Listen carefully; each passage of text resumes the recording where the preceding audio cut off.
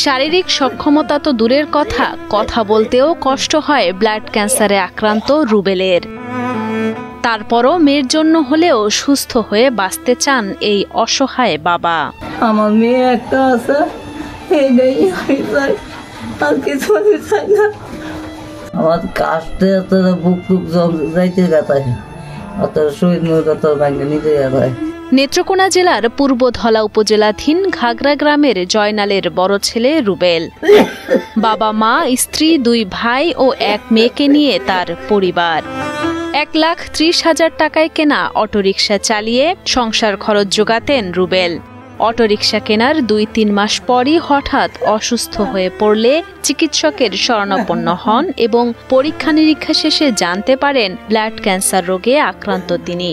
আমি কিন্তু খাইতে পারি না, আর কাশতে বমি হয় না, কাশ হয় না, জ্বর তো সবসময় আছে। আর আমি বাঁচতাম চাই আইনাদের কাছে, এইটাই দোয়া চাই।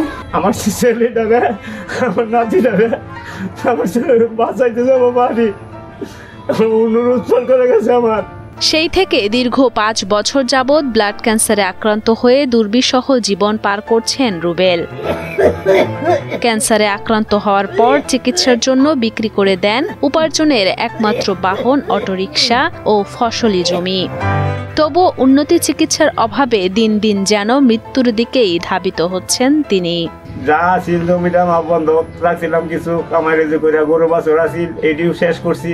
একটা গাড়ি আছিল, গাড়িটাও বিক্রি করছি, সব বিক্রি করে ছেলের চিকিৎসা করছি। আমি ছেলের পাশেই ভাবছি, অন্ত ছেলে হারায় হারা অন্ত আমি অনেক শেষ পর্যন্ত গিয়ে শেষ হওয়ার চিকিৎসা আমি করতে পারতাছি না।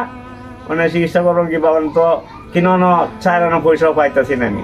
পরিবারে একমাত্র উপার্জনক্ষম ব্যক্তির অসুস্থতায় নিঃস্ব হয়ে পড়েছে পুরো পরিবার।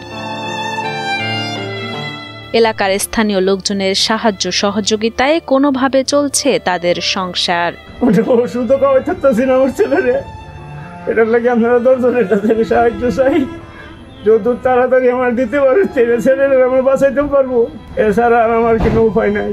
অসুস্থ রুবেল যেন উন্নত চিকিৎসার মাধ্যমে আবারও স্বাভাবিক জীবন ফিরে পায়, সেজন্য সরকার ও বিত্তবানদের কাছে আর্থিক সাহায্যের অনুরোধ জানান প্রতিবেশীরা। এখন কিন্তু তার চিকিৎসা দূরের কথা, তার খাওয়ার নেই এবং তার একটা ছোট বাচ্চাও আছে, তার ওয়াইফ আছে। আমার প্রতিবেশী হিসাবে আমিও সরকারের দৃষ্টি আকর্ষণ করছি বা সমাজ যারা বিত্তবান আছেন, অনুরোধ আপনার কাছে, আমার ছেলেটা বাঁচাইতে পারি আপনারা যত তাড়াতাড়ি যা যেমন পারেন আমার একটু সাহায্য করেন। এছাড়া আমার আর কোনো উপায় নাই। আমার আর একটা ঘর ছাড়া পুঁজি নাই, আমার বাড়িতে একটা ঘর ছাড়া আর কোনো পুঁজি নাই।